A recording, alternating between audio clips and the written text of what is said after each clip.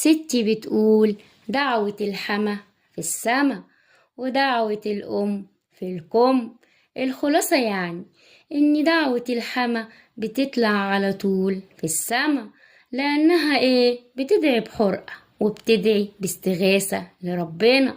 لو كانت مرات ابنها قاسية وشديدة معاها، فبتدعي عليها من قلبها وبتطلع كل اللي جواها، لأنها ببساطة مش هتحرقها ومش هتوجعها لو حصل لها أي شيء.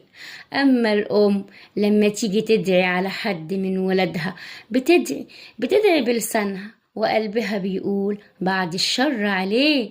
بتدعي الدعوة وتحط بقها على كمها، تكتم الدعوة وتقول ألف بعد الشر عليه، إن شاء الله عدوينه.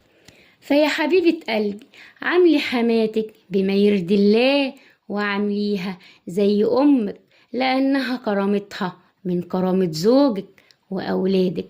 فحافظي عليها وعامليها زي ما تحبي مرات أخوكي تعامل أمك. فهمتي؟